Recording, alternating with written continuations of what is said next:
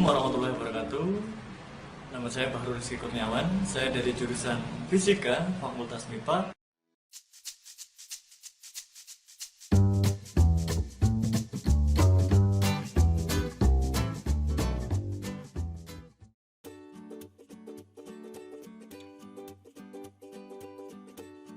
Perkenalannya kita lanjut ke materi. Kita akhiri perkenalannya saja, karena materinya akan kita mulai bahas dari sekarang. Baiklah, saya ucapkan terima kasih untuk yang sudah mengumpulkan video perkenalan. Jadi memang tujuan utamanya perkenalan, sekaligus saya ingin tahu seberapa pemahaman kalian semua tentang assessment. Saya akan mulai materinya.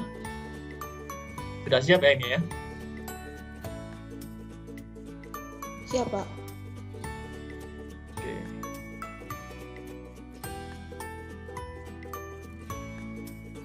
Perlu diingat di sini saya akan banyak untuk mengajak Anda semua diskusi, karena saya tahu masing-masing dari kalian adalah seorang pemikir ya, seorang yang punya pemikiran maupun pendapat, boleh dibagikan. Kita akan belajar bersama-sama tentang assessment pembelajaran. Yang pertama, silakan, apa yang terbesit dalam benak Anda pada saat mendengar istilah assessment? Tahan dulu. Silakan akses ini ya. Masuk ke mentimeter.com. Oke. Kemudian masukkan kodenya ini. 2640513. Tuliskan 3 kata yang terbesit dalam benak Anda pada saat Anda mendengar assessment. Bisa? 1 menit ya? 2 menit lah. Silakan.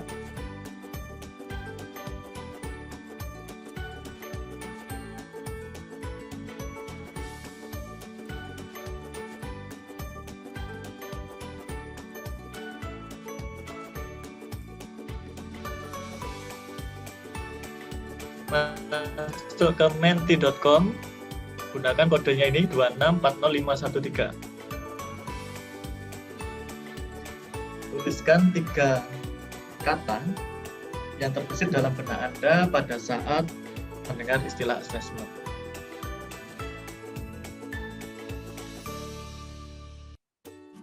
Sudah saya lihat beberapa dari video Anda, sudah bagus. Sekarang coba kita lihat apa sih yang terbesit dalam benak Anda semua ketika mendengar assessment. 2 menit. Oke, sudah ada 1 jawaban. Oke, terus bertambah, ditunggu yang lain. Evaluasi, penilaian, analisis data, tes, menilai peserta didik, mengambil. Oke, tenang aja, no name ya ini ya. Tidak ada nama di sini, silakan.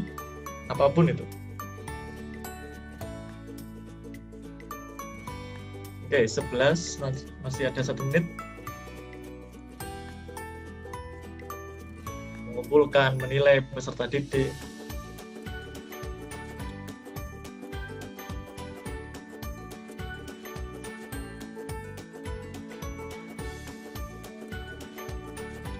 Menganalisis data, penilaian, banyak yang penilaian ini.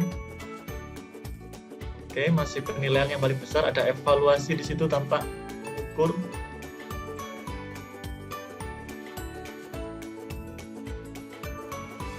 Data, menilai peserta didik, mengambil. Sudah? Oke. Hasilnya seperti ini. Banyak yang berpendapat penilaian ya. Banyak yang terbesit kata penilaian. Oke, masih bertambah. Ada peserta didik, bahan evaluasi, memantau, peserta didik, evaluasi. Oke.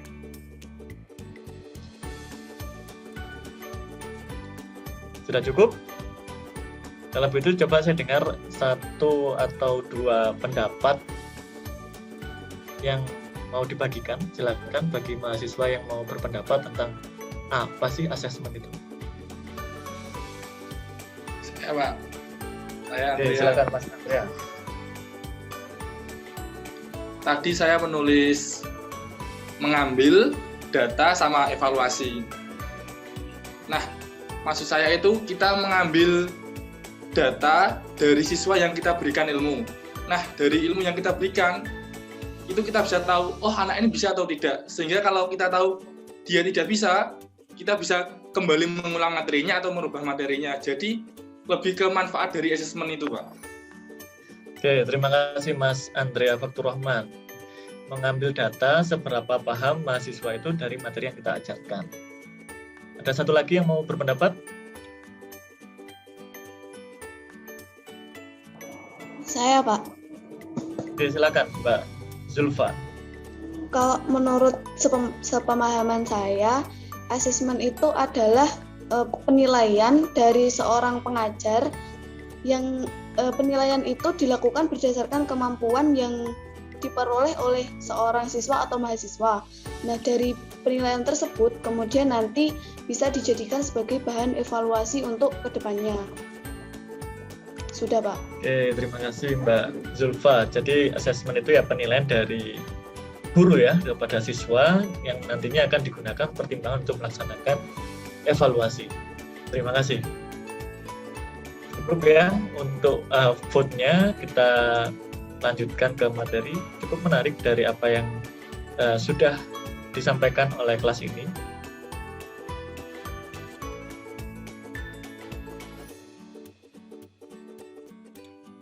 Ternyata terprediksi ya, banyak yang mengaitkan asesmen itu ya dengan penilaian, evaluasi, mungkin tadi ada juga yang pengukuran. Memang banyak pihak atau banyak kalangan yang masih seringkali mengaitkan asesmen dengan 3 kata tadi.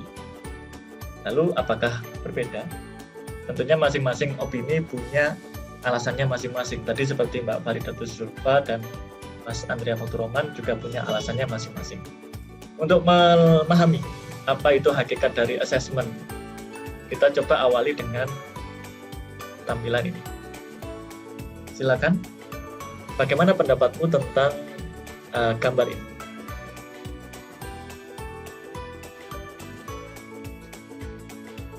Ada yang berpendapat? Mungkin ada yang terlupa ya, bahwa tadi selama perkuliahan nanti kita tidak akan ada absensi. Bagi saya, pengerjaan tugas dan keaktifan kalian selama diskusi itu akan menjadi bukti kehadiran. Jadi percuma hadir kalau diam saja, maka kehadirannya adalah ya bentuk keaktifan maupun tugasnya. Oke, kita mulai dari gambar ini. Ada yang berpendapat boleh mengomentari 3-nya atau salah satu juga boleh? Saya mohon izin memberikan pendapat. Oke, silakan Mbak Yohana. Iya, saya mau mengomentari atau memberikan pendapat mengenai gambar ketiga.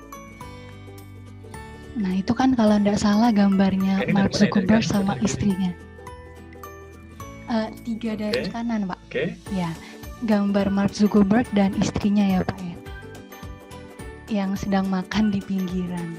Jadi menurut saya terkait dengan APF ini, menurut saya asesmen sendiri itu merupakan cara kita untuk menilai. Nah, bagaimana cara kita menilainya? Selaku guru, maka hal yang harus kita lakukan bukan hanya menilai dari covernya saja. Tapi maaf Mbak Yohana, saya potong dulu ya. Ya. Langsung saja, pendapatnya saja. Pendapat tentang gambar ketiga. Pendapat saya itu Pak, seperti yang tadi saya katakan, bahwa penilaian seperti yang ini, kalau kita nilai mungkin hanya orang biasa, ternyata kan Mark Zuckerberg dan istrinya ini kan orang kaya gitu. Jadi kalau menurut saya menilai bukan hanya dari covernya saja, tapi kita membutuhkan analisis yang lebih dalam untuk dapat menilai seseorang gitu. Oke, jadi pada saat melihat gambar ketiga ini, Mbak Yona berpikir, oh ini orang biasa gitu ya? Iya. Sebelum tahu kalau ternyata, wah ini bosnya Facebook ini. Iya. Oke, kalau 2 yang lain? Kalau 2 yang lain saya kurang kenal, Pak. Justru itu, karena kurang kenal silakan dinilai. Coba saya ingin tahu pendapat Mbak Yohana tentang kedua yang di tengah dan di paling kiri. Oke, jadi menurut saya karena saya belum bisa mengenal, maka saya belum bisa memberikan penilaian terhadap 2 orang ini. Jadi akan lebih baik kita mengenal seseorang sebelum kita memberikan penilaian agar tidak terjadi salah paham. Seperti itu, Pak. Jadi tidak mau berpendapat? Tidak, Pak, karena saya belum mengenal pribadinya. Oke. Ya. Saya tangkap poin yang dimaksud oleh Mbak Yohana. Terima kasih. Pak. Berikutnya ada yang lain? Saya mau berpendapat, Pak. Silakan Mbak Yeni Audina.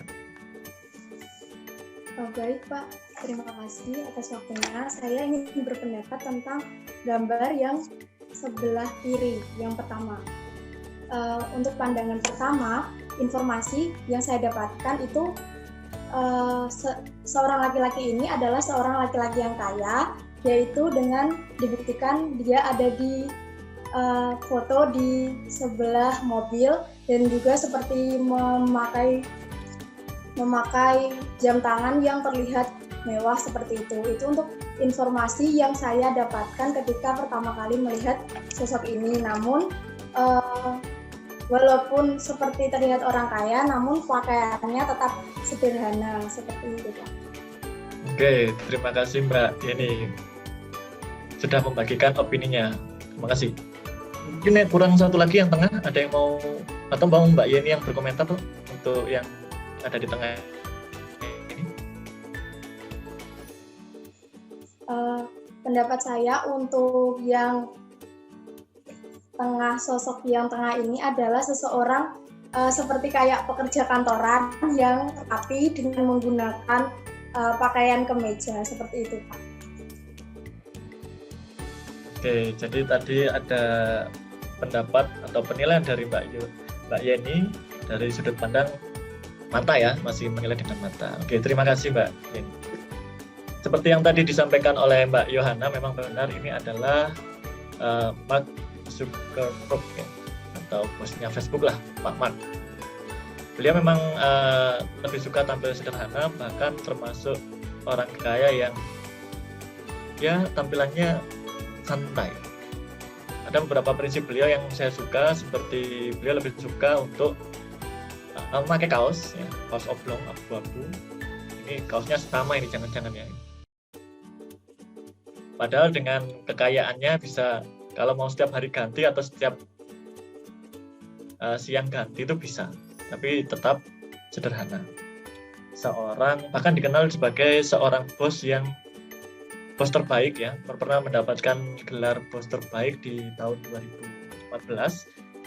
Kalau mungkin kalau ada yang sudah tahu bahwa Mark ini kalau di kantor itu satu meja dengan karyawannya, satu meja. Jadi tidak seperti bos-bos pada umumnya yang punya ruangan khusus, ada resepsionisnya sendiri, ada pengawalnya. Nah, ini termasuk orang yang sederhana. Oke, ada lagi juga sebenarnya contoh sahabat Nabi yang paling sederhana, yaitu Umar bin Khattab ya.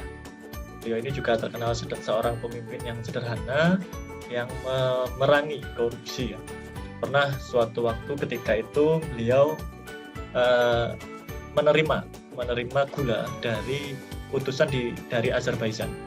Tapi beliau bertanya, apakah semua rakyat saya sudah menerima gula ini? Ternyata belum. Maka beliau tidak mau menerima pemberian dari Azerbaijan. Itu sungguh seorang pemimpin yang mengutamakan rakyatnya. Maka dari situ kita bisa banyak hal ya. Jadi kita juga bisa belajar. Tidak perlu kita menunjukkan apa yang kekayaan itu. Bisa kita hidup sederhana seperti ini. Ini contohnya seorang bos ya, dengan kekayaan yang banyak, sederhana, bahkan pernikahannya pun dirahasiakan, artinya tidak mau yang rame-rame gitu ya. Juga pernah berkunjung ke Indonesia, ternyata pernah sampai ke Jogja waktu itu, ke Candi Borobudur, dan itu juga dirahasiakan, tidak mau terekspos media ini. Santai orang. Itu sosok yang pertama. Kita lanjutkan ke sosok yang kedua. Ini memang orangnya ternyata sepertinya belum banyak yang kenal ya, tapi ini aplikasinya banyak dikenal oleh orang-orang. Inilah pendiri WhatsApp ya.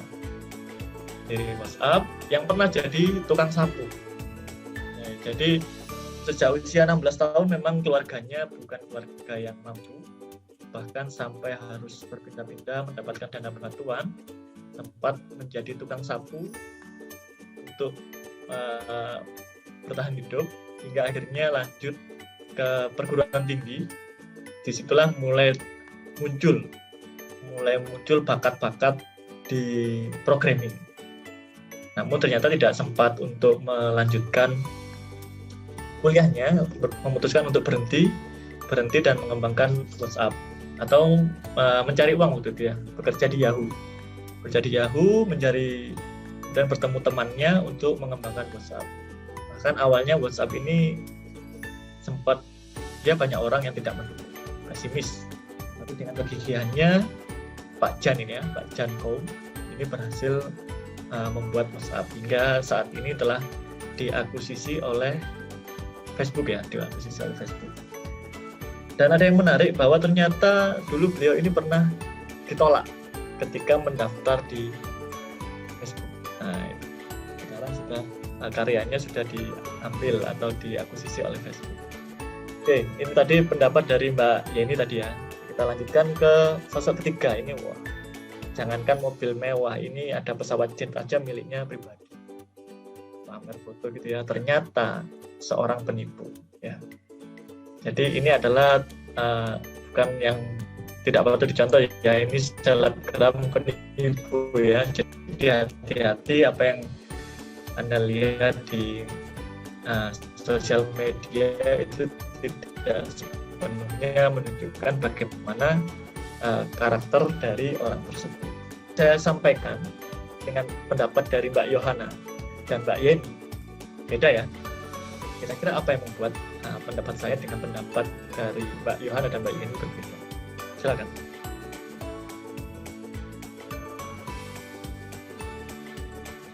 Kenapa berbeda? Saya ingin memberikan pendapat, Pak. Oke, silakan Mbak Yohana. Alasan mengapa pendapat dari Bapak, saya, dan Yeni tadi berbeda? Maaf, suaranya bisa diperkeras? Oh iya, sudah jelas, Pak? Sudah. Oke, menurut saya alasan kenapa pendapat saya, Bapak, dan pendapat ini juga berbeda karena kembali lagi setiap orang punya penilaian masing-masing. Penilaian Bapak tadi berdasarkan fakta yang ada, sedangkan penilaian Yeni menurut saya berdasarkan apa yang dilihat oleh mata. Sedangkan penilaian saya terbatas pada apa yang saya ketahui, sehingga menyebabkan penilaian tersebut kembali lagi ke pribadinya masing-masing. Begitu menurut saya, Pak. Oke, terima kasih Mbak Yohana. Perbedaannya terletak pada sudut pandang ya. Kalau Mbak Yohana dan Mbak Yeni mungkin masih sebatas mata. Kemudian apa yang saya lakukan untuk bisa memberikan informasi atau bercerita tentang 3 orang tersebut? Apa yang saya lakukan? Bagaimana saya bisa menyampaikan informasi terkait ketiga sosok tadi kepada Anda semua, seolah-olah saya sudah kenal gitu ya. Ada yang tahu? Berpendapat mungkin mencari data atau informasi. Oke, ini siapa ini? Mbak Zulfati Zahro ya? Tadi yang menjawab Faridatus Zulfa, Pak. Oke, Mbak Faridatus Zulfa. Sebelum menyampaikan pendapat, silakan untuk untuk memperkenalkan diri terlebih dahulu ya. Oke, Mbak Faridatus Zulfa. Oke, mencari data. Itulah yang saya lakukan dan yang berbeda dari Mbak Yohana dan Mbak Yeni. Bagaimana saya bisa memberikan informasi tadi ya, karena saya mencari data terlebih dahulu tentang ketiga orang tersebut. Jadi, apa yang dapat Anda simpulkan dari apa yang Anda lakukan atau apa yang bisa kita lakukan, yang baru saja kita lakukan? Ada beberapa quotes ya atau pesan yang ingin saya sampaikan di sini, bahwa ternyata penampilan itu tidak bisa dijadikan ukuran kebaikan. Jangan sampai Anda sebagai calon guru atau nantinya ketika menjadi guru langsung menjudge siswa. Oh, ini siswa nggak bakalan bisa ini materi. Oh, kelihatannya anak ini nggak bakalan lulus ini fisika ini. Jangan sampai seperti itu, karena memberi label negatif, memberi penilaian di awal, itu tentu akan menjadi penghalang bagi Anda sebagai guru untuk dapat melihat bagaimana siswa itu. Oke. Saya tidak ingin Anda menjadi guru yang sudah ada, yang cuma dilihat siswanya, wah ini anaknya males, ini nggak cocok. Nah, jangan sampai seperti itu. Anda belajar asesmen pelajaran di sini, tujuannya bukan untuk menjadi guru yang semacam itu. Bisa diingat ya, jangan sampai nanti ketika menjadi guru terjadi. Saya tidak ingin Anda menjadi guru yang seperti itu.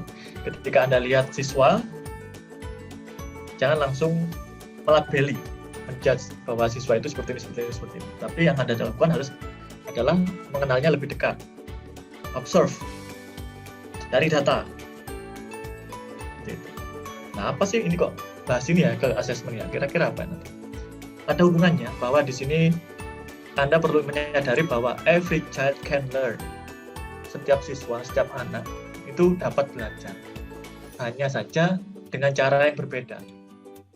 Ada banyak tipe murid kinestetik yang suka melakukan sesuatu, yang biasanya duduknya nggak pernah anteng, umek, suka, itu kinestetik. Tunjukkan sebagai guru, sajikan pembelajaran yang mampu memfasilitasi anak-anak yang kinestetik tadi. Ada yang suka audio, suka mendengarkan. Sajikan bagaimana Anda untuk intonasi suara. Tunjukkan. Ada yang suka video. Nah, itulah cara dari siswa itu belajar. Ada banyak cara. Jangan sampai ketika Anda datang, masuk, lihat anak umek, wah ini nggak cocok ini belajar fisika, keluar. Wah itu contoh yang salah. Oke. At the same time or in the same place. Jadi di waktu yang sama maupun di tempat yang sama itu pasti berbeda. Setiap anak belajar dengan caranya sendiri-sendiri. Setiap anak adalah anugerah. Mereka hanya belum dikemas, belum dibuka. Seperti apa sih yang mereka miliki? Ya. Tugasnya siapa ini? Tugasnya seorang guru. Ini tanamkan pada diri Anda semua, Anda adalah calon guru masa depan. Harapannya pendidikan yang akan datang itu menjadi lebih baik. Salah satu tujuan saya menjadi dosen adalah untuk dapat memperbaiki sistem pembelajaran yang ada di Indonesia. Hanya dengan calon guru ini saya rasa salah satu langkah yang bagus adalah dengan mempersiapkan calon guru semaksimal mungkin. Jadi saya harap apa yang tadi saya sampaikan bisa tertancap pada diri Anda, dan inilah yang akan saya lakukan. Saya akan mengajak Anda untuk learn, belajar bersama-sama. Kita akan kupas apa sih anugerah yang Anda miliki, keunggulan apa yang Anda miliki dari perkuliahan ini. Kita lanjutkan. Semua siswa ya, Anda harus melihat siswa itu dengan cara yang tidak dapat dilihat oleh siswa. Lihatlah apa yang mereka bisa lakukan, kemudian ajarkan berdasarkan itu. Seorang guru itu bisa menjadi salah satu atau satu-satunya harapan dari banyak siswa. Percayalah pada siswa Anda, karena ada banyak siswa, ada banyak karakter di luar sana yang bahkan kita tidak tahu. Misalkan anak-anak yang, keluarganya broken home, tidak ada yang mempercayai sama mereka di rumah.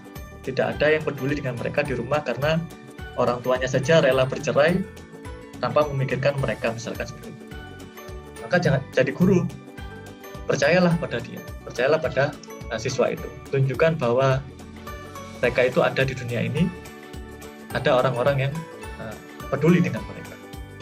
Jangan sampai guru tidak peduli dengan latar belakang siswa. Oke, kembali ke topik. Dari semua tadi, dari apa yang sudah saya sampaikan tadi, adakah yang bisa menjelaskan apa itu penilaian?